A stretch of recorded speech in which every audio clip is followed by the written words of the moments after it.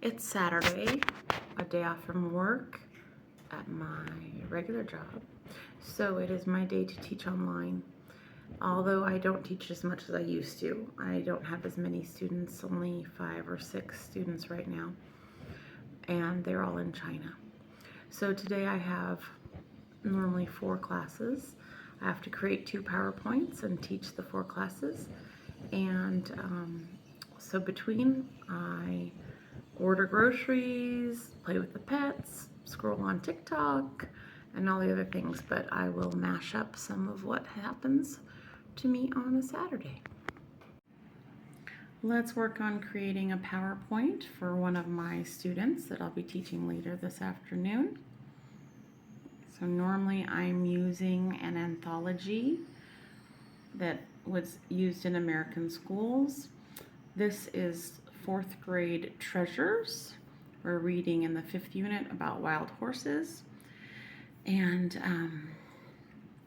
I generally use Treasures or Wonders or Journeys because it has pretty good reading selections and also vocabulary and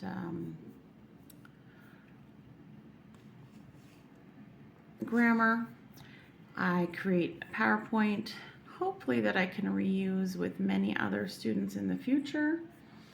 But this is my first student going through this book, so I will first use it with her and then hopefully be able to reuse it as other students get into this level. So generally I put 1 page of reading on each slide. You could see that last one was just a picture, so this page connects to it. And then I will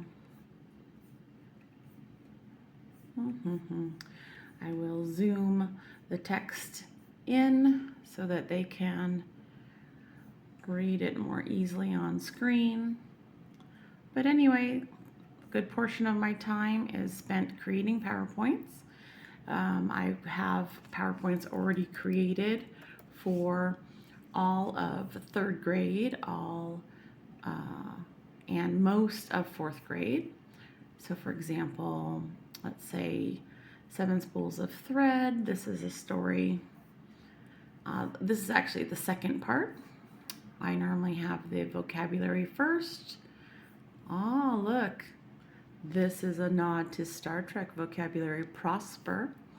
Vocabulary, story, then we go into comprehension, we go into grammar, we go into reading techniques, different things depending what's happening. And so I have all of 3rd grade done, all of 5th grade done, working on 4th grade, which is close to finished. Then I also have Wonders, which I think is finished for, I don't remember which years, but I have Wonders also finished that I will reuse. And then I also have, let's see, what do I have for Wonders? Then I also have a lot of PowerPoints already made for reading, learning A to Z, reading A to Z. So this is, for example, a little bit Wonders 3rd grade. And so we're working on our vocabulary here. And then of course we get into our story. And we get into our techniques, our reading techniques. So this is what my day is like. Preparing, then teaching. Business. Good job.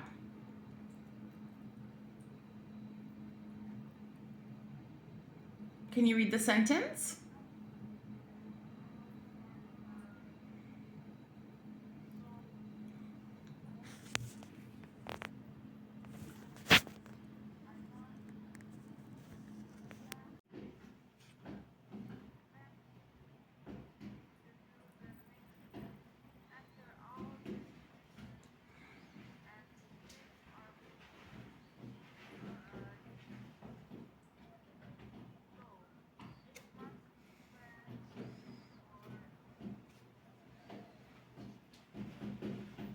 Mm-hmm.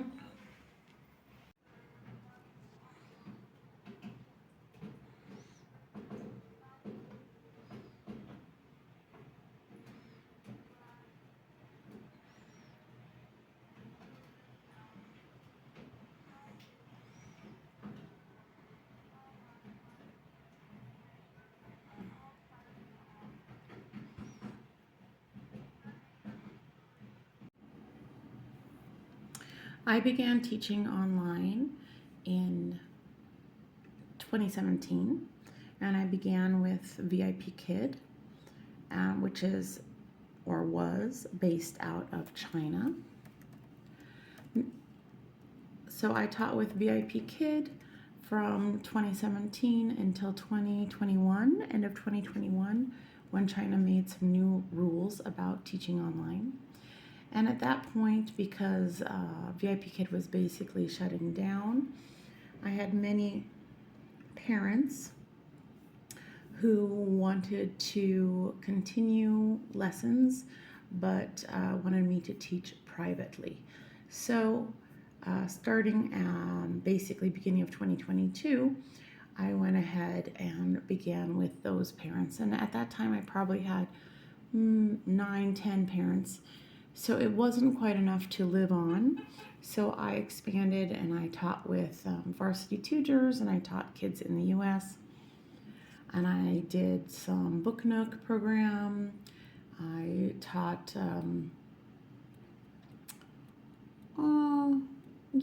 I also worked for a company called, what were they called? I don't know, another company out of Hong Kong for a little while who hadn't been shut down yet.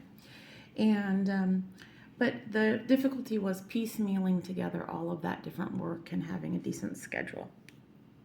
So after doing that for basically a year, I thought this isn't very sustainable. I wasn't making enough money. I didn't have enough private students, and I decided to go back to teaching in the classroom. And you can see here, this is taking forever to download. Sometimes making the PowerPoint just takes too long.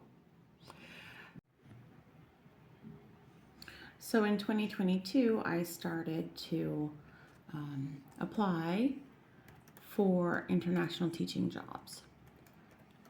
And while we were in Romania, I went ahead and interviewed for a job in Cairo, Egypt, and got my first international teaching job at a school called Metropolitan School in New Cairo. So that's when I went back to teaching in classrooms and reduced my online teaching hours. But you know, some kids you've been teaching for years and years, and you have a connection with them and their family, and you don't want to completely give that up. And so that's why I continue to teach some of my students, and also I've gotten recommendations from them and their families for other students. Some students come and go easily because their schedule gets too hectic, especially those kids who are going into middle school and high school, and other kids will stay with you for years and years.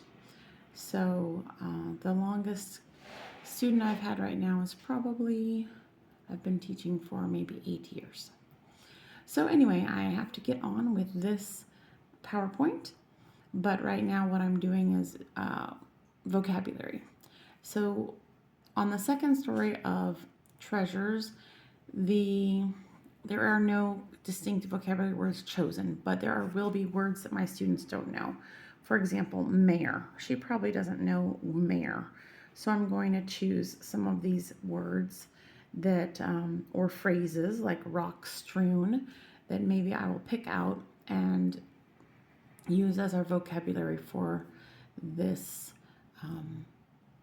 this lesson. So the first one, as you just saw, was ponderosa pine. So I will always give a definition, and I especially like to use Kids Wordsmith for definitions because they are easy for the children to understand. And sometimes I will use if they have them. Sometimes I will use an example sentence, or I'll create my own example sentence, of course, and also find some good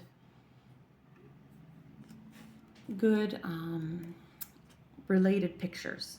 Here using the picture finder, insert pictures on PowerPoint. So I just use that over here. I put in mare, but it looks at it as mare, Italian, sea, and it didn't give me anything appropriate for what I need.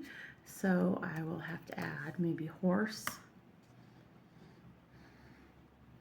And then I will choose one, hopefully that has maybe a foal with it, so that we can make sure they understand that the mare is the female horse. So sometimes you just have to keep adding until you get the pictures that you want, but I feel like adding these pictures brings the lessons more to life, and also really helps with understanding. So my lessons are finished for today, and then Walter and I had dinner. We played some cards. Usually we play gin rummy. I won. And I thought I'd just tell you a little bit more about my fees, I guess, for teaching. So it really depends who you're teaching, what country they're in, how the economy's going. So I have been charging since 2022, so I haven't changed the prices at all. $40 an hour for my Chinese students. So the economy in China went down a little bit. 40 could be a bit much for some students now. But don't go through a company that offers you $5 an hour, even $10 an hour, $12 an hour. There's a lot of companies offering you way too little, especially if you're a certified teacher. So, of course, I have my master's in teaching, and I have a teaching license, and I've been teaching, this will be 27 years, so I'm not going to accept like $10 an hour. Now, when I have Kazakh students here, because I'm living in Kazakhstan, they are not quite as well off as Chinese students, although, they're not struggling too much either, the ones that I'm teaching. So I ask for about $20 an hour. I could probably go to $25 an hour for those students. And in the US, I also generally ask for $25 an hour.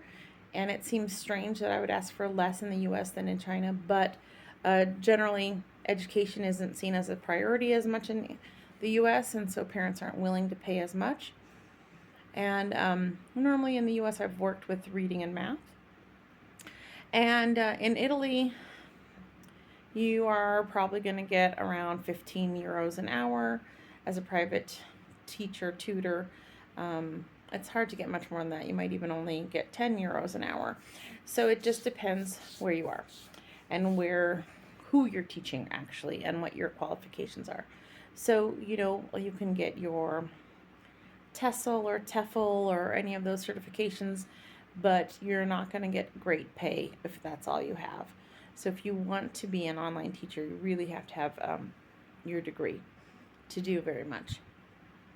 Anyway, I am contemplating what to do next year. Should I find a new teaching role in another country, which is my current desire, or should I go back to teaching online only, which in many ways is nice. Teaching one-on-one is really great, but there's the stress of not having enough students or of having to piecemeal together work. So that's my current dilemma or quandary.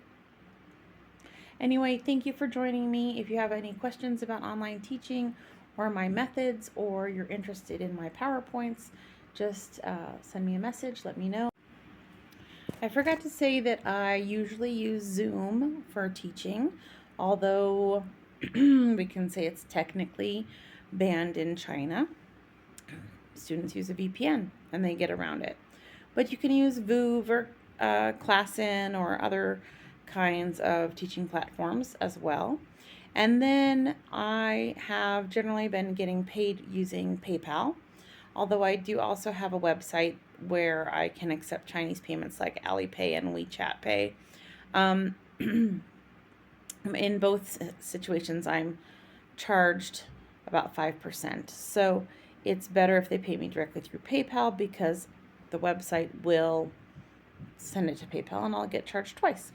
So anyway, that is a problem, and many people use Stripe or other alternatives. Maybe they use Wise in Europe, or there's some other kinds of payments that that people suggest. But so far, I've just been using mostly PayPal, and it's been working pretty well. So I also do discounts with bigger packages. I have one student who normally buys 50 classes at a time, so I get a nice payment, and they don't have to worry about paying for a while. So again, any questions, just send me a message, and we'll see if I can get some more exciting content for you next time. Bye-bye.